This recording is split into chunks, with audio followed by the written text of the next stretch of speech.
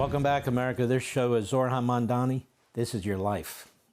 And you live your life as you wish. Just don't project it onto the rest of the country. We're here with our friend Ben Shapiro, by the way, author of a New York Times bestseller, Lions and Scavengers, The True Story of America. Fantastic book. So Ben Shapiro, we had Zuhdi Jasser on, who is a Muslim, a reformist. You are a red-blooded American who happens to be an Orthodox Jew as well. Obviously, I am Jewish as well.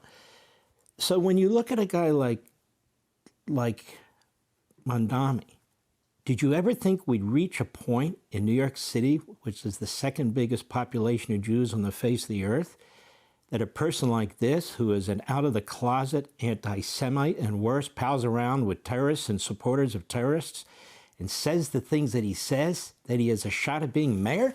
You know, well, I think the most astonishing thing about this is not that Mamdani is likely to be the next mayor of New York. I think the most astonishing thing is the change in the demographics of New York itself. To really understand what's going on in New York, you have to understand that about 11% of the population of New York City is Jewish, and 11% of the population of New York City is Muslim. And the voters who are most likely to vote for Zohran Mamdani are young and they are immigrant. If you look at the native-born voters in New York, they're voting overwhelmingly for Andrew Cuomo or Curtis Lewa. If you look at the people who are immigrants or the children of immigrants, they are overwhelmingly voting for Zohran Mamdani. And so what we have here is a youth problem in New York City. You do have a cultural problem in New York City, and you have a bunch of people who didn't grow up in the shadow of 9/11 or who don't care about 9/11. I mean, the fact is that I think that the mistake that people who oppose Mamdani make is that we think that all the stuff we don't like about him is a bug.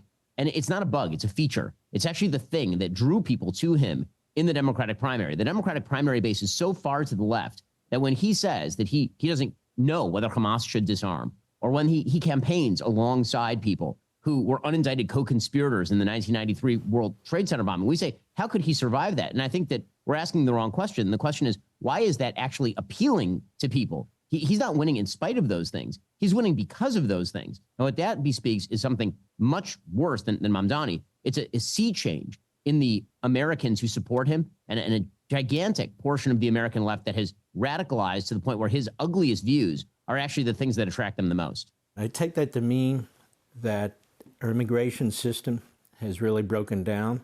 It used to be that people can only come into the country that show allegiance to the country. Our assimilation process is almost non-existent. In our colleges and universities, quite the opposite. Even K through 12, quite the opposite with the radical teachers unions and faculty now. And so we have that.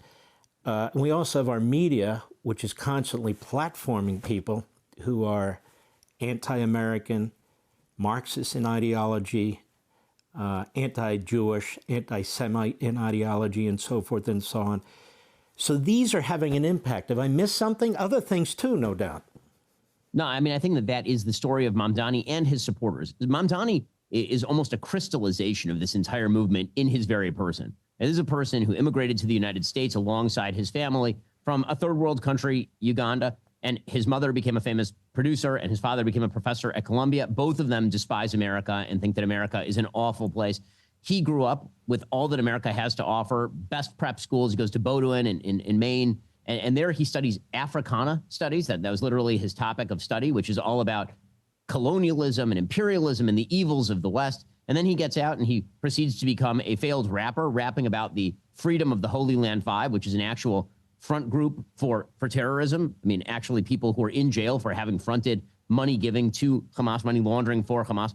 And then he ends up basically being a ne'er-do-well until he's elected to the New York State Assembly. And now he's running for mayor on the platform that the real victims of 9/11 were non-existent relatives or mysterious relatives who someone once looked askance at when they were on the New York subway system. And then he claims that if you oppose him, it's because you're Islamophobic. I mean, he really is, again, a crystallization of a grievance culture that we have inculcated not just in our own young people, but we've imported from abroad. So we have people who are coming from abroad who are aggrieved at us while they take advantage of all the best things that America can give them.